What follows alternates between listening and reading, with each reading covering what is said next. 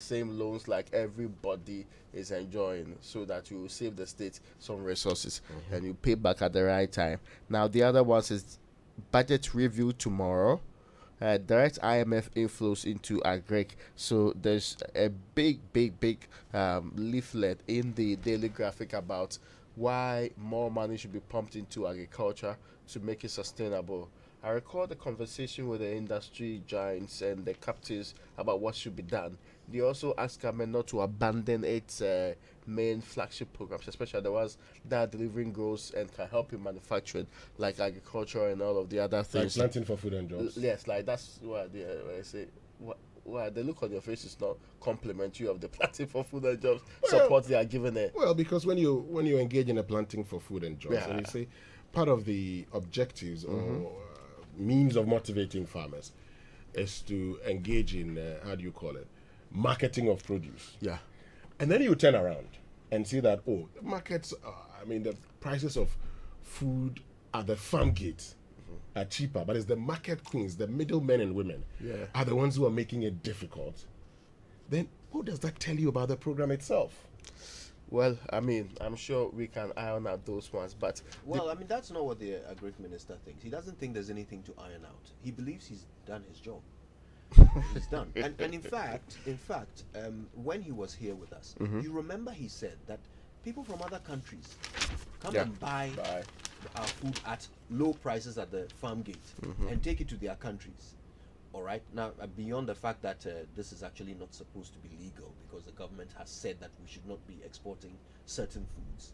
In spite of that, and it was strange to hear the minister saying it happens. In spite of that, let's not forget that these people are not walking into Ghana to carry the thing on their back to their country.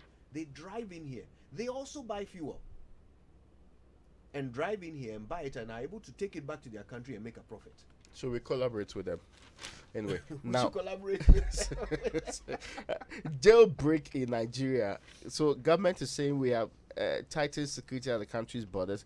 The Comptroller General of the Ghana Immigration Service, Kwame Asua Techi, is the one telling Ghanaians that we have actually been monitoring what's happening in Nigeria. Some say they are also what they call members of the Boko Haram terrorist group who are part of this jailbreak. So we should be extra careful. That's what we say we are doing. Closing some of the monitoring, not closing anyway. Yeah. Well, let's get to Deuteronomy chapter 25, verse 16. All who cheat with dishonest weights and measures are detestable to the Lord your God. NPP going to pose with flawed register? That's a question the Chronicle is asking this morning. You know the NPP will go to the polls on Saturday to elect a chairman and other national executives. So that's what the Chronicle talks about. Also on the front page, Ofankon Samam Dual Carriage starts July 20. Ramsar side houses will go down according to Accra Commando. That's how the Chronicle captures it. It has the story of the Students' Loan Trust releasing 12 million cedis to 10,000 tertiary students. But we're told that GPHA workers threaten demonstration over MPS agreement. So local unions are the Ghana Ports and Harbour Authority say they intend to demonstrate against the Meridian Port Service and the GPHA concession agreement, which was signed in 2015, and the impact it was having on the workforce and the country as a whole. But just talking even about things happening at the port. I picked the information that some workers of the Custom Excise and Preventive Service (CEPS) of the Ghana Revenue Authority are threatening. In fact, they are threatening to engage in a strike action if the Ghana Revenue Authority does not change its mind to promote just half of those who pass the exams. Now, they went for promotion exam, and vacancies were declared for some 500 positions. So far, only 200 positions have been filled, and they say that they are unhappy that a lot of them have not been promoted. Okay. And if the Ghana Revenue Authority does not change its decision, they are embarking on a strike starting next week. Now, mind you, they have a budget, a target of 20 billion. This is a country that we are currently looking for money. We are going to the IMF. The e-levy itself didn't bring us the money it was supposed to bring us. And the customs who are supposed to help raise revenue at the ports are threatening to embark on a strike action. Yeah. Anyway. So that we don't get the money. Yeah, they say if you don't promote them, they would go and sit home so that you don't get the money. Oh, they should resign.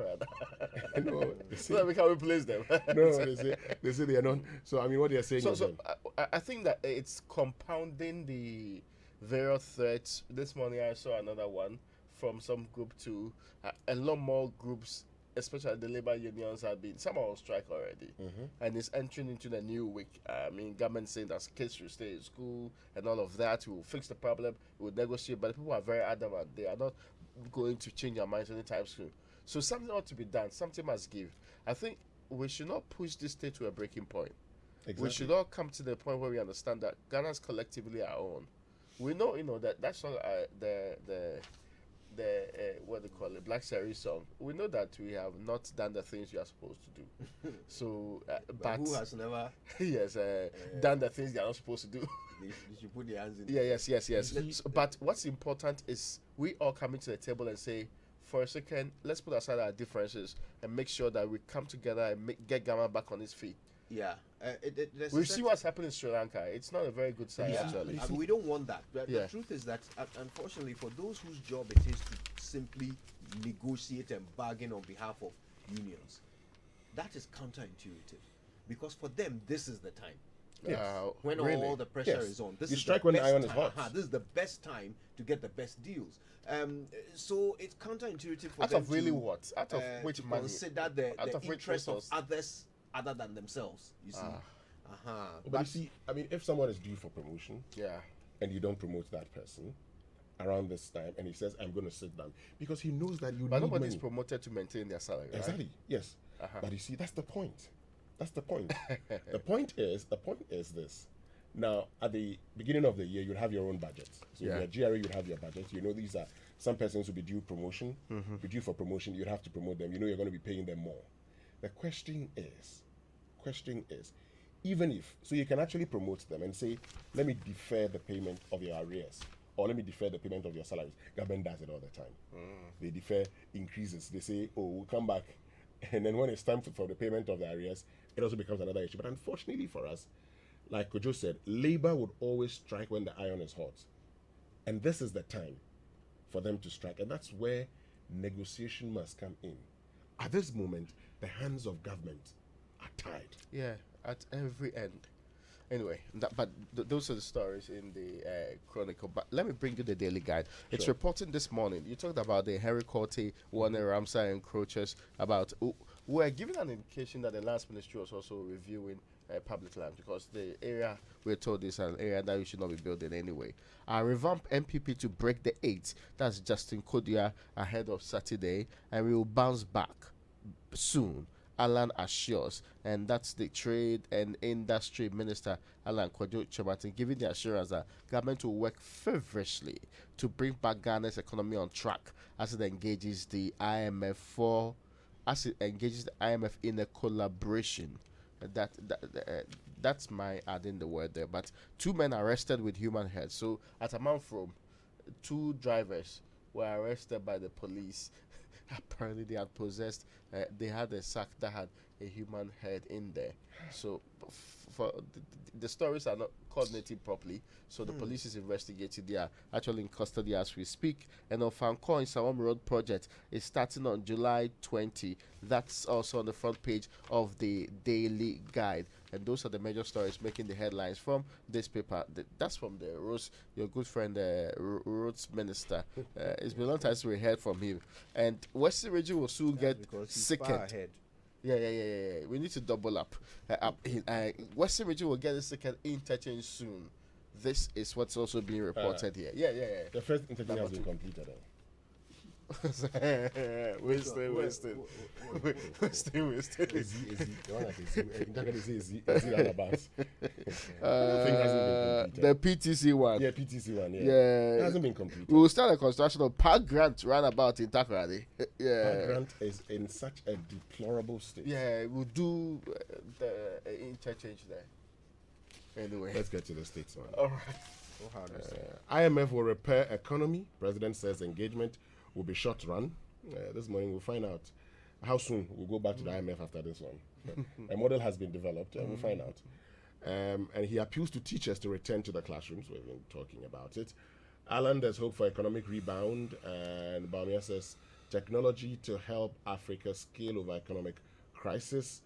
Abanga, who's an aspiring NPP youth organizer, says, innovation needed in NPP youth wing.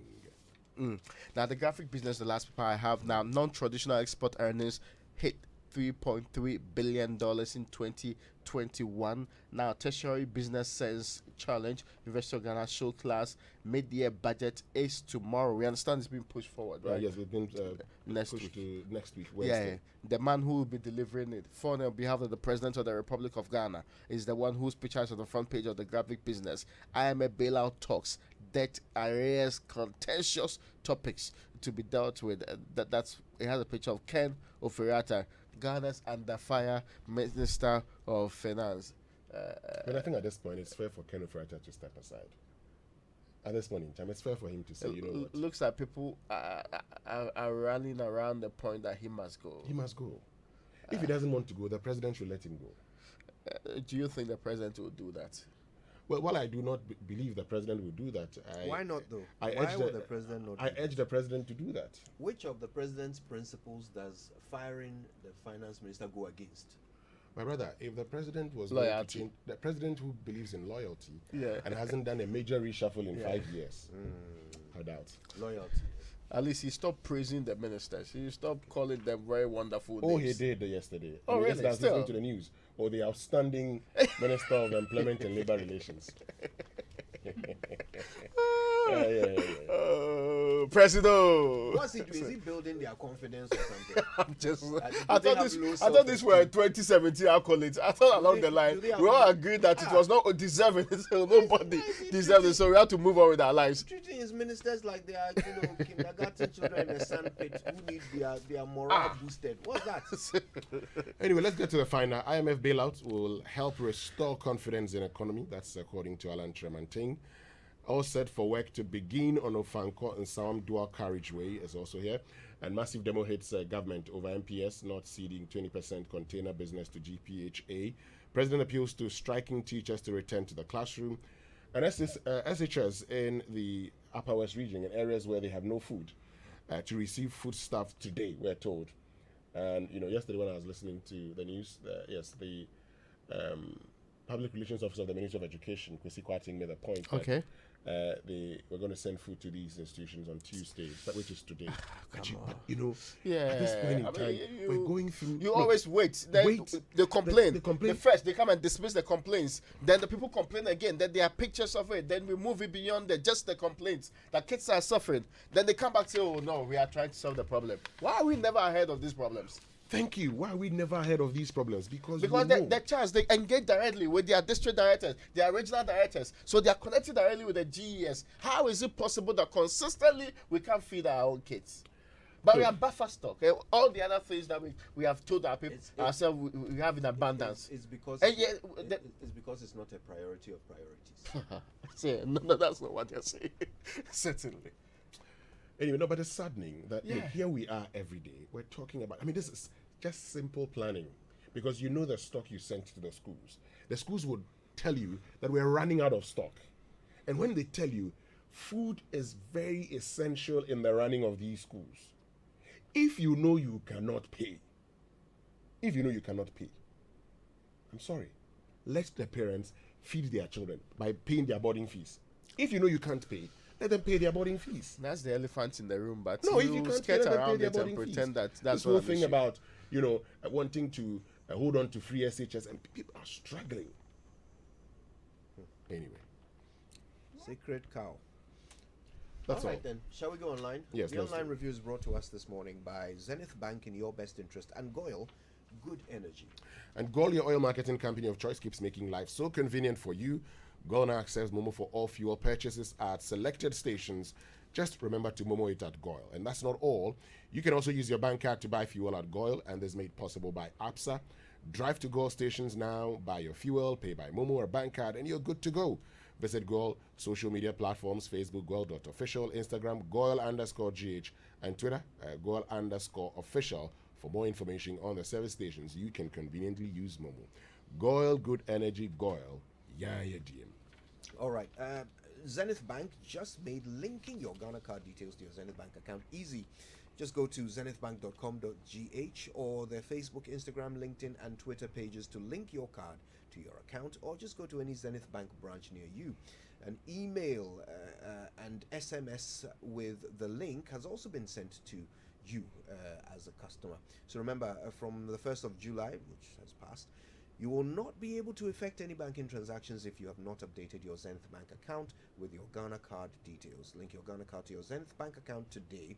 It's easy, quick, and convenient. Zenith Bank, in your best interest. On myjoyonline.com, Education Ministry to provide food supplies to Upper West schools tomorrow. Now let's scroll down. There's a story just up here that I want to look at. Government awards contract for commencement of Ajwa Safo's legacy project. What's that? Okay, find out what it is on myjoyonline.com. Citynewsroom.com has government to meet teacher unions and other worker groups today over COLA, and that is attributed to the outstanding employment minister. All right, let's see what's on the BBC homepage this morning. SAS unit repeatedly killed Afghan detainees, and this is the finding of the BBC. Oh dear, it's going to be messy. So go find out more for yourself. Right now, though, it's time for the BBC News, brought to us by Fidelity Bank. Believe with us in Edlom Housing, where quality and spacious homes cost less, and Millennium Insurance, your trustworthy partner. For decades, we have helped businesses connect with their trade partners all over the globe. From Ghana to Burkina Faso, Côte d'Ivoire, Benin, Togo, Senegal, China, Morocco, France, Netherlands, and many other countries. We have made it possible to bring Ghana to the world. We have brought small and medium businesses closer to their customers across the regions in Ghana with our SME support facilities. We have brought relief and smiles to the faces of families with our employee personal loans. With our cutting-edge technology and digital support, we take the